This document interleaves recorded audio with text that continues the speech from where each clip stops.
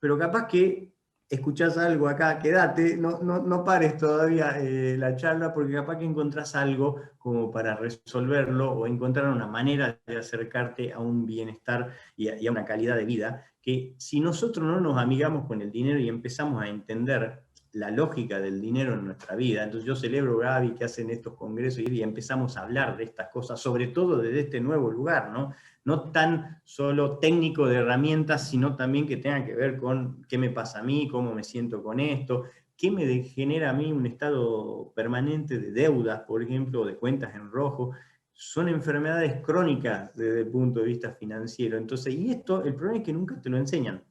No está en la educación formal. Esto no te lo enseñaron en la escuela, ni siquiera lo que hacen carreras por ahí que son de las ciencias duras, de la economía, de la contabilidad, tampoco te lo enseñan bien, digamos. Entonces lo terminas aprendiendo por como podés, digamos, y por afuera. Entonces, cuando uno empieza a hacer ese proceso de revisar patrones de comportamiento, empezar a leer ciertas cosas, informarme, cosas que no me han enseñado y que sé que son importantes y busco las fuentes para hacerlo, uno pasa a la tercera etapa. En la tercera etapa uno es como que conquista o llega a su adolescencia financiera, me gusta decirlo a mí, ¿no? Es como en un proceso evolutivo, que ojo que no tiene nada que ver con tu edad biológica.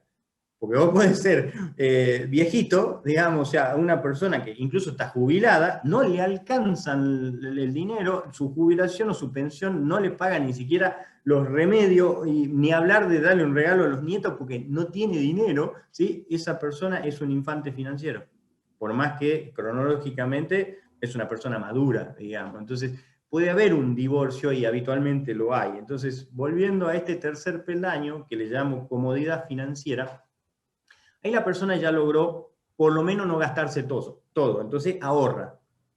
Logró empezar a entender una dinámica que es la puerta de entrada a tu adultez o a tu madurez financiera. Por eso le llamo que estás ahí como en la adolescencia, ¿no? En la comodidad, la persona ya entendió esa máxima que al que está familiarizado con libros de finanzas, de casi que todos los autores la mencionamos, que es pagarse a uno mismo primero.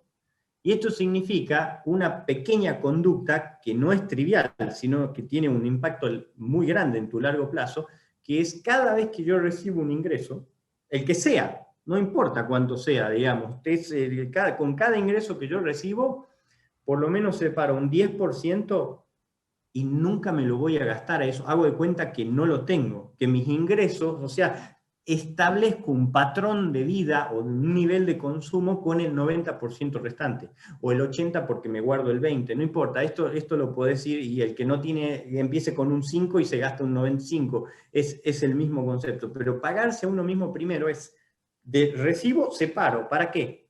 Para construir mi independencia financiera, para ir a conquistar esa madurez financiera, porque ese dinero separado me da un colchón de tranquilidad, por ejemplo, y cuando empieza a crecer, me empiezo a preguntar, ¿pero qué tengo este dinero parado? ¿Qué hago? Lo voy a invertir. Bueno, y empieza otro aprendizaje que me lleva a la siguiente etapa.